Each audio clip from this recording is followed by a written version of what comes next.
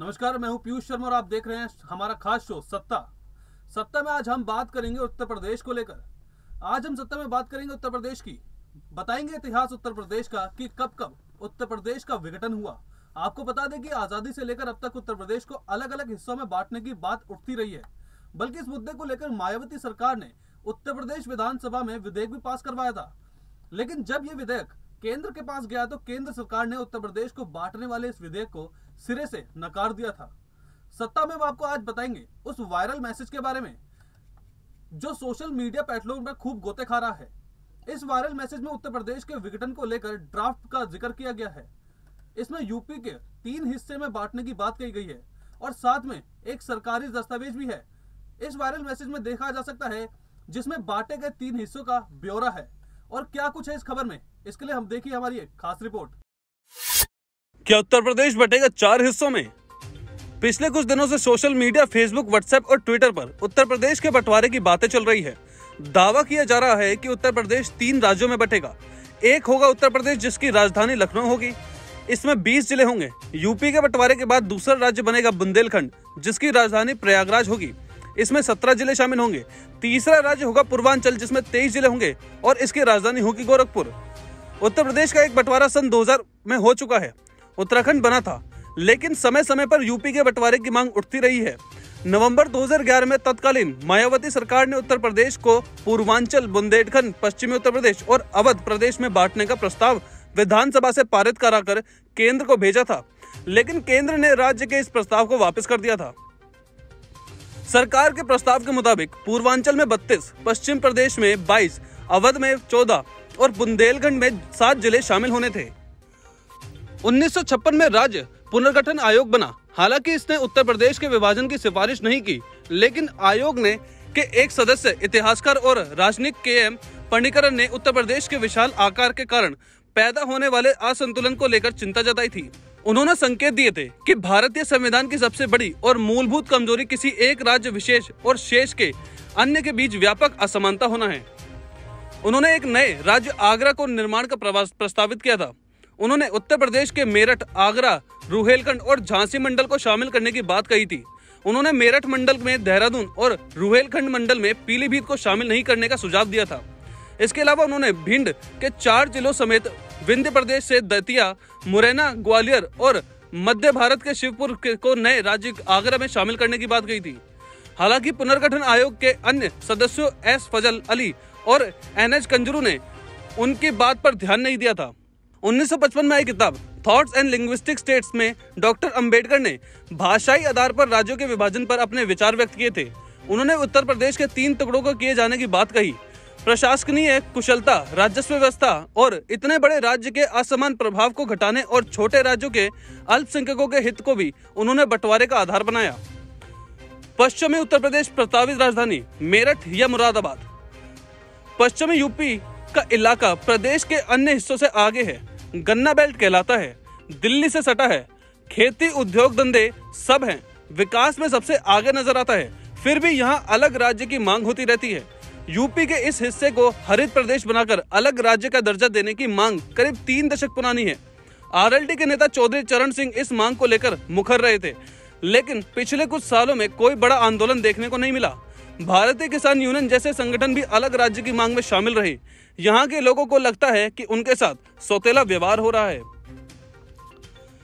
इस क्षेत्र की एक और मांग है अलग हाईकोर्ट की बेंच। इस क्षेत्र को लोगों का कहना है कि इलाहाबाद दूर है। इसे घिसे पिटे नारे जैसे की बात है जो अक्सर सुनने को मिलती है। हमारे लिए इलाहाबाद से तो लोहार नजदीक है। अलग राज्य की मांग करने वालों का कहना है कि जब अलग राज्य बनेगा तो सब कुछ अपना होगा। इसमें हाईकोर्ट भी शामिल है। पूर्वांचल प्रस्तावित राजधानी वाराणसी या इलाहाबाद। अलग पूर्वांचल राज्य के मांग की नींव पड़ी 1962 में। गाजीपुर के सांसद विश्वनाथ सिंह गैमरी ने संसद में बताया था कि पूर्वांचल इतना पिछड़ा हुआ है कि वहां के लोग गोबर से अनाज निकालकर पेट भरते हैं। इसके बाद तत्कालीन प्रधानमंत्री पंडित जवाहरलाल नेहरू ने पटेल आयोग बनाया। पूर्वांचल राज्य के लिए आंदोलन करने वाला वंदना रंगवंशी का कहना है कि आयोग के 32वें पेज पर संस्तुति दी गई है।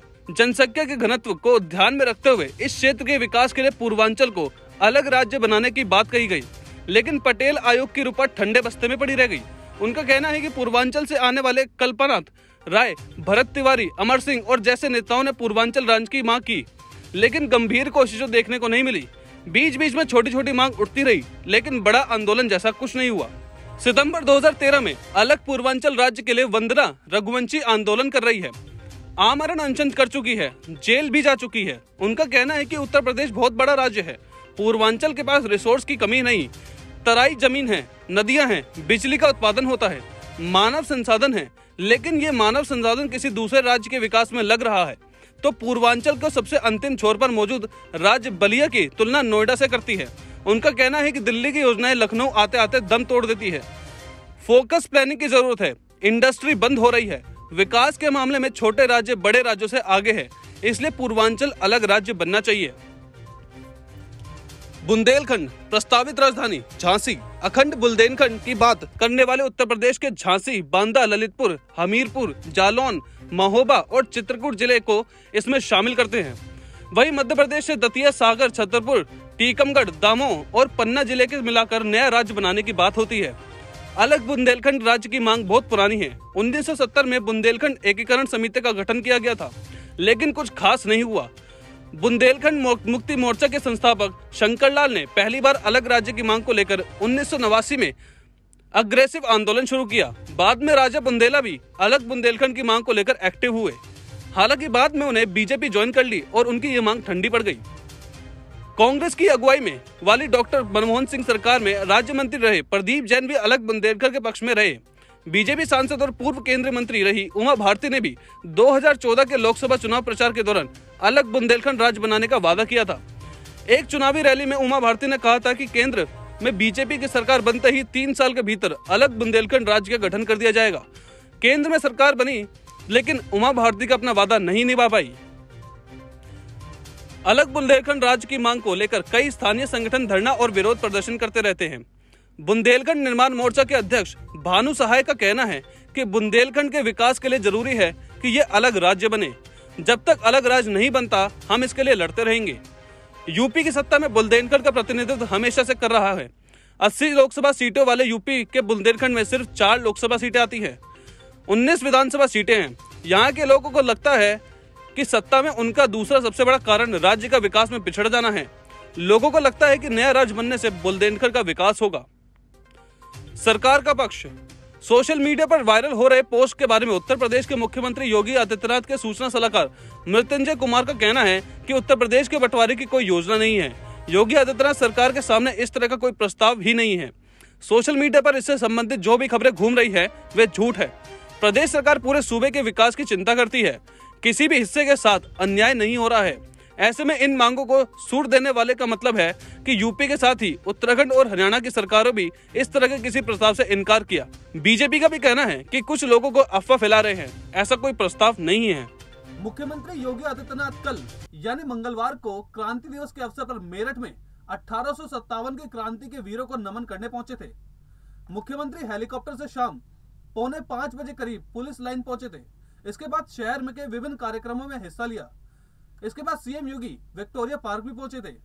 मुख्यमंत्री योगी आदित्यनाथ ने लोगों को संबोधित करते हुए कहा था कि इस क्रांति दिवस के अवसर पर बाबा अवैधनाथ की धरती को नमन करता हूं।